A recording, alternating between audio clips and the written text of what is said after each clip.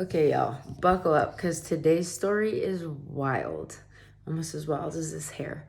Um, so I didn't exactly know where I was going to be ending the day. The original plan was to try to make it to the Saint-Port Pass at Saint-Port, which is basically the border between France and Spain. It was 32 kilometers. And after yesterday's long first day, I wasn't sure that I was going to be making that, but that was the goal because today looked rainy, but tomorrow looked rainier. and but at the same time, I was like, I don't know if I'm gonna want to go that far. So I had made sure that there was availability at the albergue, the gîte in Urdos, which is one of the last towns in France before you get to that Saint-Port area. So the day started off awesome. Like I had a nice breakfast at my hotel and a nice conversation with the owner of that hotel. Her son is married to an American. They live in Milwaukee, so she was telling me about that. And it was like a really cool, kind of foggy morning. Everything looked super pretty. It was like nice to see how, like, the difference when yesterday when I was coming in, it was so sunny, pure blue skies, and see all the mountain, panoramic. And then this morning to see like the clouds over parts of the mountains and everything. It was just absolutely beautiful. Um, so the walk wasn't too challenging. It was mostly off the roads, unless you were going through like tiny towns. My back felt good. My pack felt light. My blisters are there, but they didn't feel like they were getting worse. It was pretty good. I was feeling great about the day. I was thinking I was going to get here early and just have the afternoon to chill out. I knew there was a bar down the street, and I've been missing some of that, pilgrimage infrastructure a little bit and camaraderie. And then, so I'd already had one experience this morning in a small town where one dog started barking and his friend wasn't barking at all. And then I realized I went the wrong way, so I turned around, and on the way back, the other dog lost it and came up. There was a fence, but like the door to the fence was not high. The dog came up. It was like some type of shepherding dog.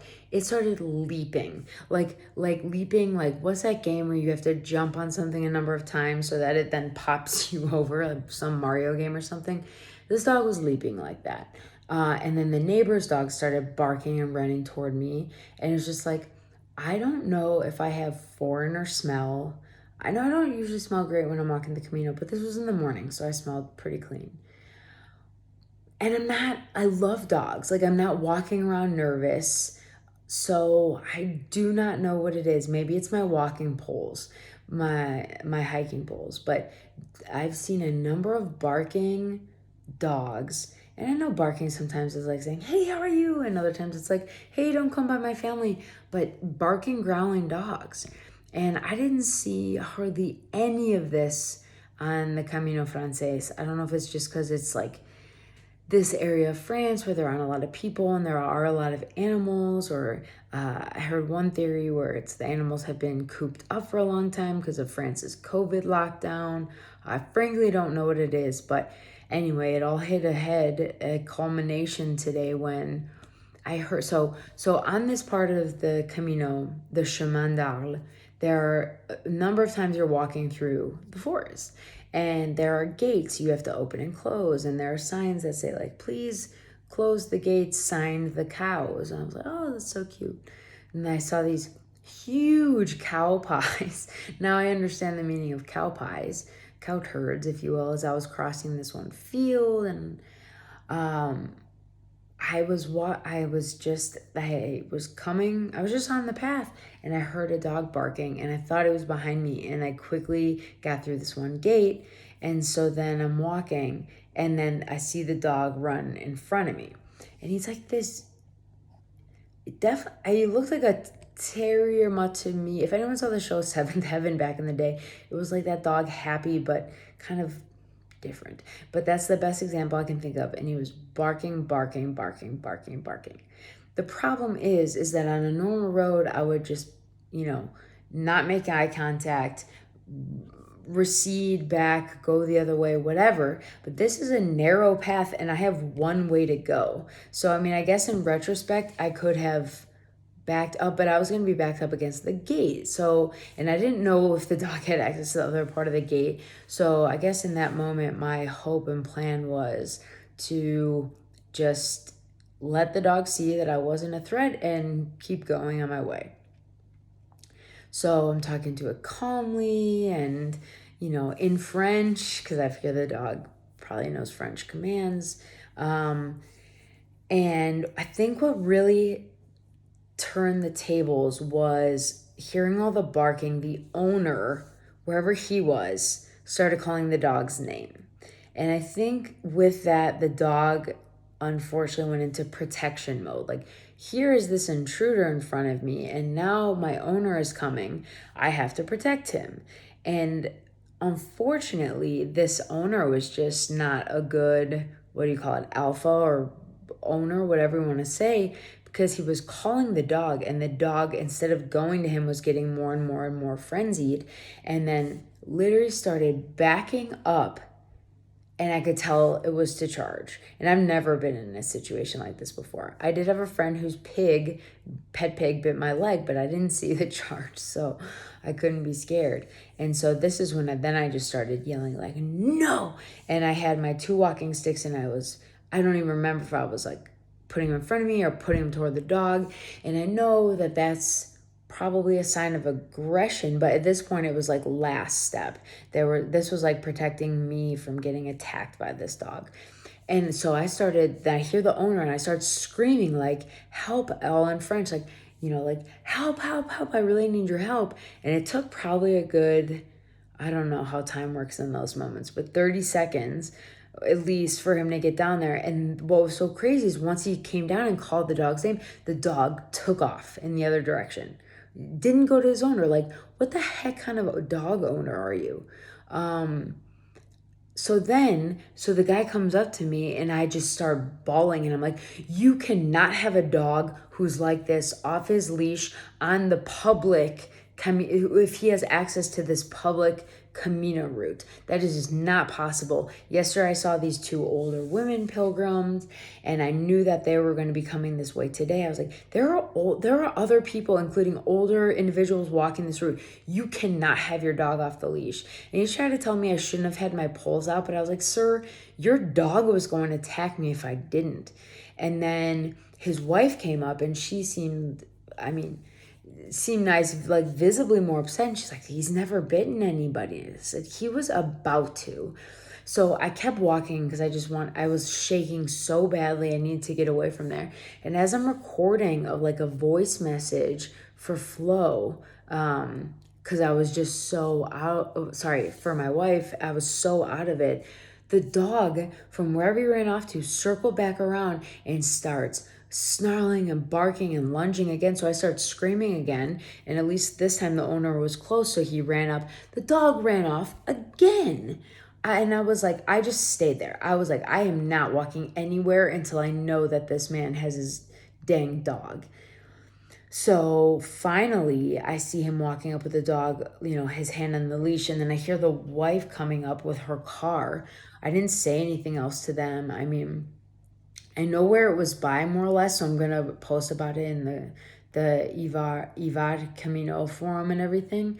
But this was one of the scariest, real scariest moments of my life. Not like, oh, your brain playing scary things. And I tell the story, I don't want this to scare people from the Camino, because I remember before I walked my Camino Frances, I'd heard tales of dog attacks, and I was like, oh, that's scary. I don't want to think about that. Oh, excuse me. I think this was just a fluke. I think it was just, they said, oh, they just left the dog off the leash, and I don't know. I don't know, and I'm trying to figure out what to do in a similar situation next. I don't have pepper spray or anything like that, but I do have sunscreen spray, so I figure that doesn't feel very good in the eyes of a dog as a last resort. And I love dogs. That's what's so sad. I'm now scared, but I love dogs. But I've just seen too many of them that seem like not happy to see other people, that I have to be prepared. So Anyway, sorry to take all the time with that crazy story, but I just like for a while I thought I was like, am I gonna keep going? I don't know if I can do this. I'm too scared. So then, shortly thereafter that, like like maximum 5 minutes after that, I come up, going back to those cow pies, I come up on cows on the path. No one, I've never seen cows unattended like that. Um, and I'm just confused because, again, I thought this was like a public path. But anyway, so the cows normally wouldn't have scared me, but then there were the male cows with their horns, and they looked up and they were watching me. And I was just like, after what had just happened, there was no way I was going. So I was like, gonna wade across the river and trespass on the neighbor's property and get to the highway and call, excuse me, the French emergency services. Like, I had no idea what to do. And then my Camino angels appeared. This younger French couple that was hiking a different path, but we crossed in this one area. And I told them the story about the dog, and I started crying. And I said I was scared about the cows and asked if we could walk together. And so we did. And I mean, the bulls, they looked up, they looked at us, and they just kept eating. They were just curious. So, I hope that gives me the confidence the next time to just be able to keep going. Because I was really paralyzed. I didn't know what to do. And it was like the only time that I regretted being alone. And I can't even find someone to walk with. I'm literally staying at the albergue alone tonight. There just aren't people right now on this trail. I guess in summertime, it's oddly not a high season. It's more like March and April, which has to be rainy and snowy, and then September and October. So that was crazy. And then, so let me get to the part that's useful. Right after Borce, where I stopped for a few beers and a snack to calm my nerves, there is no clear sign. There's like one small Camino marker on this hill that leaves town. And then there's nothing after that for until you're like on the highway and you're like, I don't think this is where I'm supposed to be. Nothing about this feels right. You walk a little, you'll see like a Stonehenge type of thing on your left-hand side, and then you see a yellow sign, and they're like three different hiking route signs. The other two go through this nice mountain path, although if there are dogs, that's maybe not that nice. And the Chemin apparently is on the shoulder of the highway, but shoulder is very generous. It's like it's not very big. So that was another terrifying 2 kilometers of walking. But I was rewarded with an absolutely beautiful view of this fortress that's built literally like into the side of the Pyrenees Mountains. That was stunning, and I don't know if I'd say worth it because the walk feels really dangerous there. I was so unsure about what I was doing. I called the owner of the Gîte albergue that I'm staying in tonight and was like, is there a path? Like, I'm on the highway. And he said, no, that's the only way. Next year they're making like a real route, but otherwise you have to take the bus. And the bus would have been safer, but I was already on my way. And so I was like, if this is the way that it's always done, God, I pray that the people that drive this route know that we're out here. I'm just going to take it slow. I'm going to hug the side. There's no rush. And so I made it fine. But this day, Bedous to Acus, that part is cool. That part is beautiful. That part is chill. After that, getting to Urdos, where I am now, first Borce, and then Urdos is kind of sketchy. Well, I guess the first part wasn't too sketchy except for the dog, but it was, a crazy day. I'm glad I am stopped here. I'm going to go to bed soon. I hope I have the energy tomorrow to go up Saint-Paul and then make it into France. Anyway, I don't want to scare people with this video. This is probably like a once-off thing, but it was wild.